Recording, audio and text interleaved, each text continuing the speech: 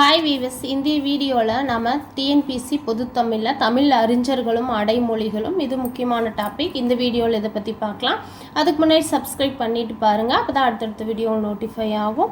First மகாவித்வான் மீனாட்சி சுந்தரனார், அவருக்கு புலமை கதிரவன் என்ற அடைமொழி இருக்குது. ஆப்ரஹாம் பண்டிதர், அவர் தமிழிசை இயக்கத்தின் தந்தை. பண்டுவர், பண்டிதர் அப்படிங்கிற அடைமொழிகளால் அழைக்கப்படுகிறவர் ஆப்ரஹாம் பண்டிதர். அப்புறம் அண்ணாமலையார், அவர் காவடி சிந்தின் தந்தை என்று அழைக்கப்படுறாரு.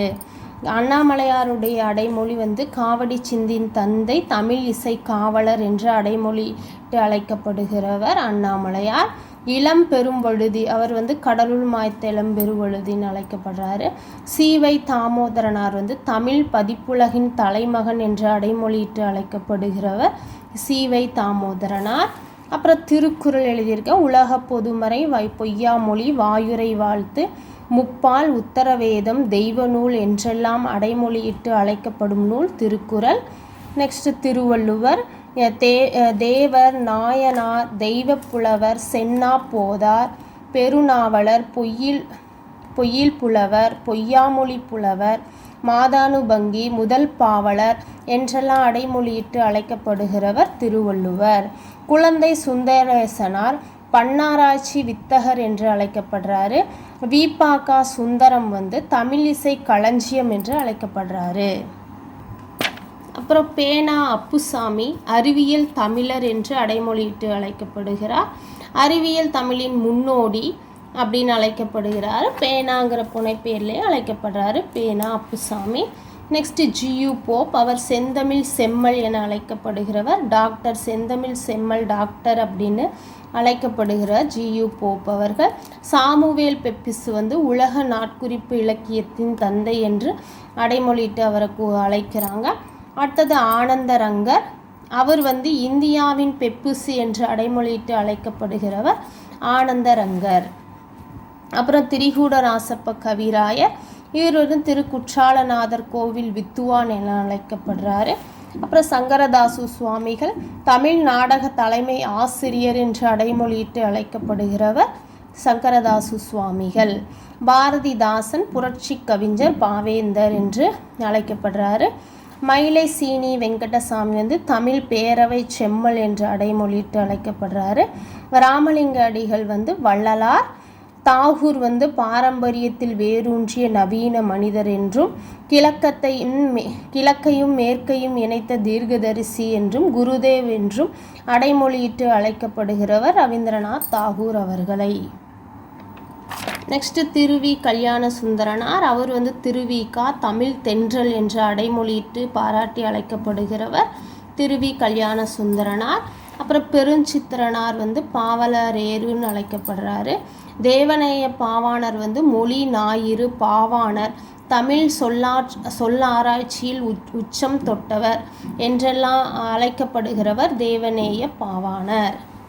அப்புறம் தமிழ் அழகனார், சந்த கவிமணி என்று அடைமொழியிட்டு அழைக்கப்படுகிறவர் யாருன்னா தமிழ் அழகனார். பாரதியார், அப்புறம் நீடுதுயில் நீக்க பாடி வந்த நிலா, சிந்துக்கு தந்தை, பாட்டுக்கொரு புலவன், புரட்சிக்கவி, மகாகவி என்றெல்லாம் அடைமொழியிட்டு பாராட்டுக்குரியவர். இந்த அடைமொழிகளெல்லாம் இட்டு யாரை சொல்கிறோம் அப்படின்னா பாரதியார். அப்புறம் அதிவீரராம பாண்டியர், இவரை சீவளமாறன் என்று அடைமொழியிட்டு அழைக்கிறோம். அப்புறம் செய்கு தம்பி பாவலர் சதாவதானி அப்படின்னு அழைக்கப்படுறாரு. அப்புறம் முத்துசாமி கலை ஞாயிறு என்று அடைமொழியிட்டு அழைக்கப்படுகிறவர் முத்துசாமி அவர்கள். அப்புறம் கம்பர் கல்வியில் பெரியவர் கம்பர். கம்பன் வீட்டு கட்டுத்தறியும் கவி பாடும் விருத்தம் என்னும் ஓன்பாவிற்கு உயர் கம்பன் அப்படின்னு எல்லாம் அடைமொழியிட்டு கூறப்படுகிறவர் அப்படின்னா கம்பர். அப்புறம் மாப்போ சிவஞானத்தினுடைய அடைமொழியிட்டு அழைக்கப்படுகிற பெயர் சிலம்பு செல்வர்.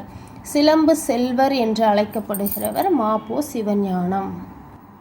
அப்புறம் ஜெயகாந்தன், இவர் சிறுகதை மன்னன் என அழைக்கப்படுறாரு. சிறுகதை மன்னன் என்று அழைக்கப்படுகிறவர் ஜெயகாந்தன். ஆறுமுக நாவலர், வசன நடை கைவந்த வல்லாளர் என்று அழைக்கப்படுகிறவர் யார்? வசன நடை கைவந்த வல்லாளர் என அழைக்கப்படுகிறவர் ஆறுமுக நாவலர். இது அவருடைய அடைமொழி. மயூரம் வேதநாயகம் பிள்ளை நீயே புருஷ மேருன்னு சொல்லி அவரை அழைச்சாங்க. பரிதிமா கலைஞர் திராவிட சாஸ்திரி என்று அழைக்கப்படுகிறார். பரிதிமா கலைஞர் திராவிட சாஸ்திரின்னு அழைக்கப்படுறார். இப்படி பேர் வச்சவர் தாமோதரனார். சுரதா ஓமை கவிஞர், புரட்சி கவிஞரின் புதிய குரல் என்றெல்லாம் அழைக்கப்படுகிறவர் சுரதா. வைமு கோதை நாயகி அம்மா, இவங்க நாவல் ராணி, கதாமோகினி, ஏக அரசி, இதெல்லாம் 12th புக்கில் இருந்துச்சு, அதை தான் எடுத்திருக்கேன்.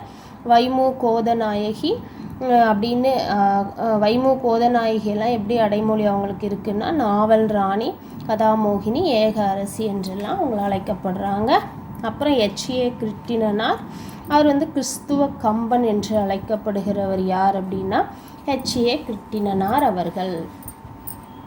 அப்புறம் நாமக்கல் கவிஞர் வே. ராமலிங்கம் பிள்ளையுடைய அடைமொழிகள்லாம் அவர் எப்படி அழைக்கிறாங்க அப்படின்னா, ஆட்சி மொழி காவலர், ஆஸ்தான கவிஞர், காந்திய கவிஞர், நாமக்கல் கவிஞர், காங்கிரஸ் கவிஞர் என்றெல்லாம் அழைக்கப்படுகிறவர் யார் அப்படின்னா நாமக்கல் கவிஞர் வே. ராமலிங்கம் பிள்ளை அவர்கள். அப்புறம் கவிமணி தேசிய விநாயகம் பிள்ளையுடைய அடைமொழிகள், குழந்தை கவிஞர் கவிமணி என்று அழைக்கப்படுகிறவர் கவிமணி தேசிய விநாயகம் பிள்ளை.